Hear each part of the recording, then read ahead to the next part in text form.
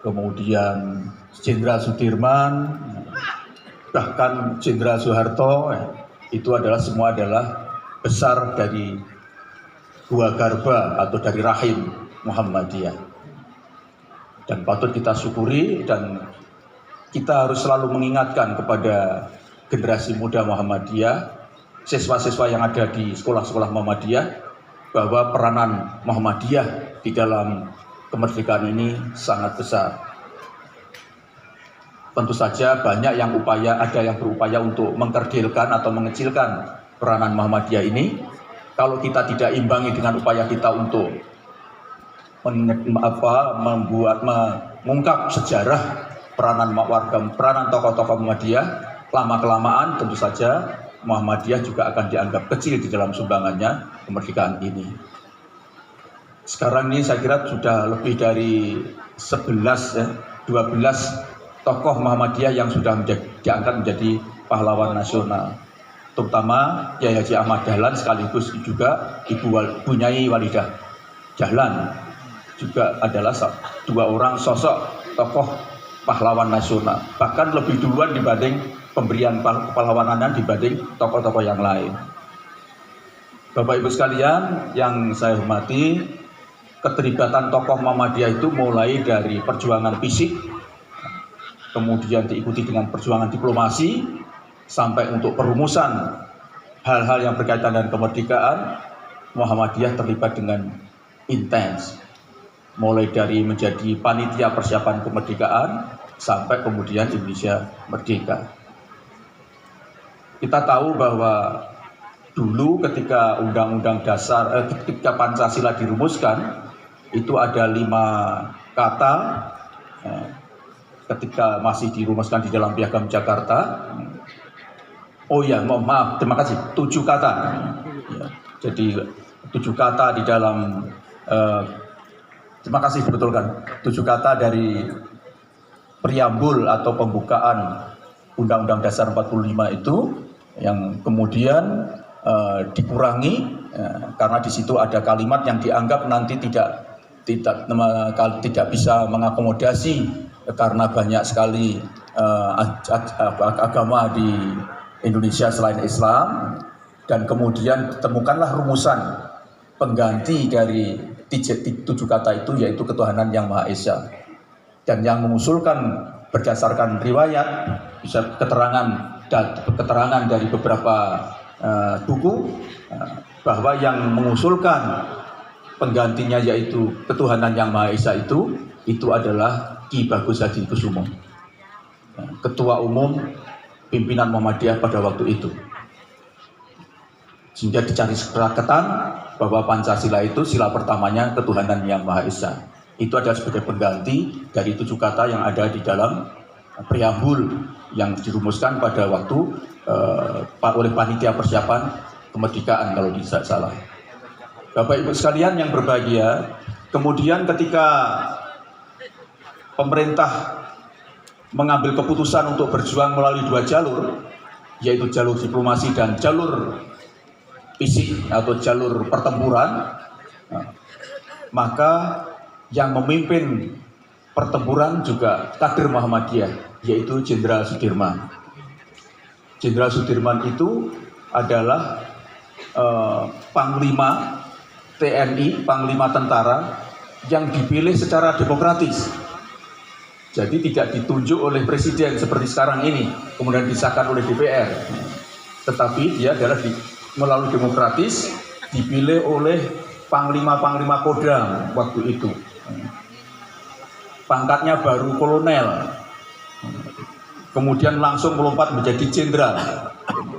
Sekarang nggak akan ada itu, kolonel kemudian langsung ada kemanggitan pangkat istimewa jadi jenderal.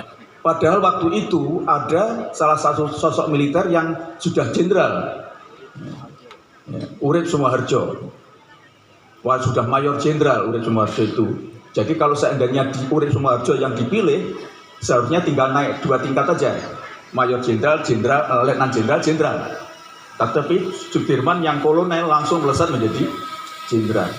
Kenapa? Tentu saja karena adanya keistimewaan kepribadian yang dimiliki oleh Jenderal Sudirman. Kenapa dia istimewa? Kader Muhammadiyah.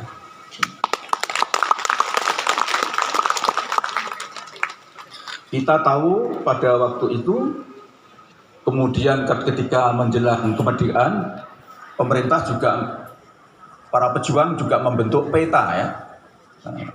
Peta itu singkatan dari Pembela Tanah Air. Bapak tahu, peta itu sebetulnya adalah terjemahan dari Hizbul Wathan. Jadi sebetulnya itu juga asal dari Muhammadiyah. Ketika Muhammadiyah punya Hizbul Wathan dan kemudian Jenderal Sudirman, beberapa tokoh menyiapkan untuk persiapan kemerdekaan, waktu itu secara politik menumpang kebijakan pemerintah Jepang untuk menyiapkan pasukan menghadapi pertempuran Asia Timur Raya,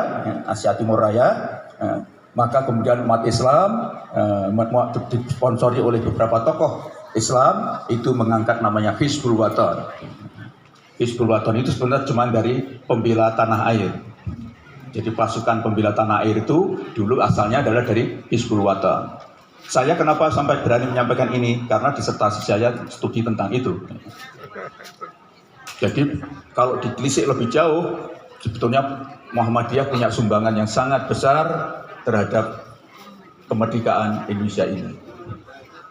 Kiai Dahlan sebetulnya juga sudah lama merintis untuk menyiapkan kemerdekaan itu dengan caranya, dengan metodenya, dengan pendekatannya. Kita tahu bahwa pertama-tama ada sekolah itu yang Muhammadiyah.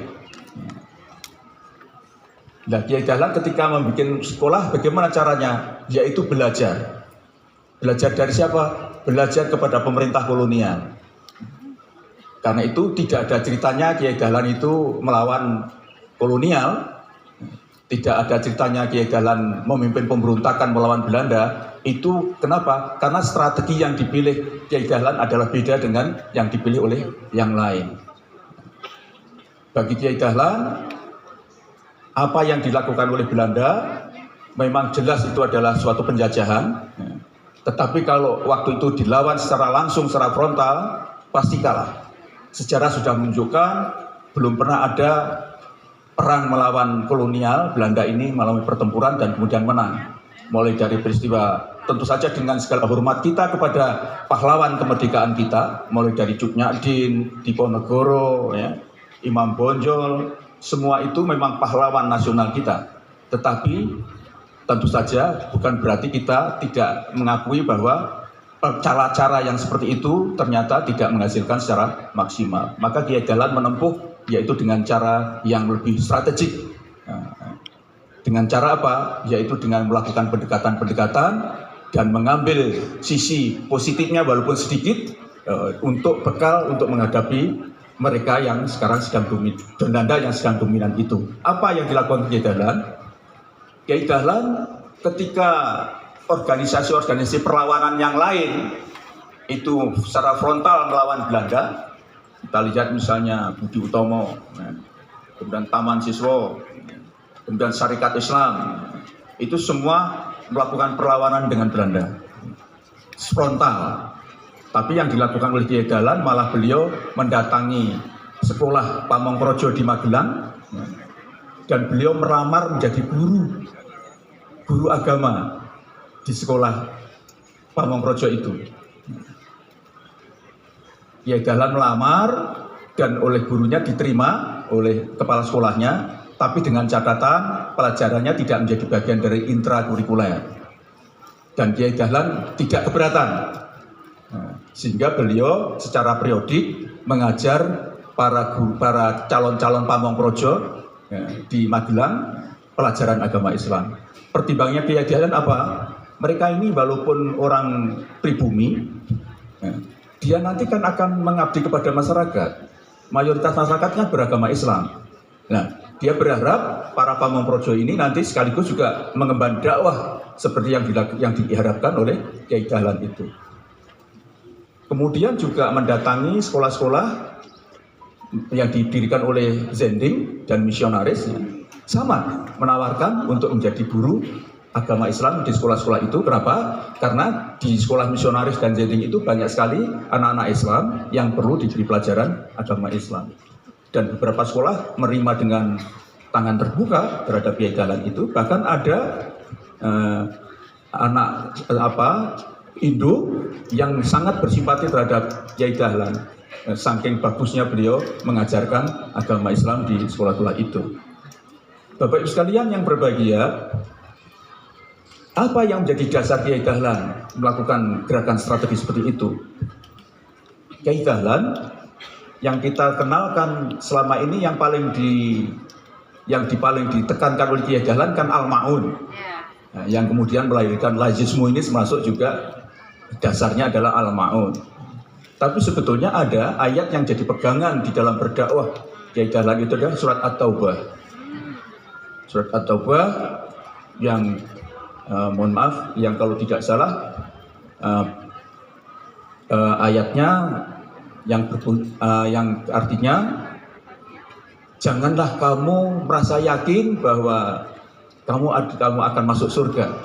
Am hasibtum an tadkhulul jannah. Jangan kamu ngira pasti masuk surga. Walamma ya'lamillahu alladziina jahadu minkum. Sementara Allah belum menentukan apakah kamu ini telah termasuk orang yang berjihad, ya, wa ya'lamas sabirin, dan berbuat sabar. Jadi itulah yang jadi pegangan oleh Kiai Dahlan. Am hasibtum an tadkhulul jannah walamma ya'lamillahu alladziina jahadu minkum wa ya'lamas sabirin. Jadi menurut Kiai Dahlan, berjihad itu tidak ada artinya kalau tidak diikuti dengan sabar. Sabar melulu tidak berjihad juga tidak ada artinya.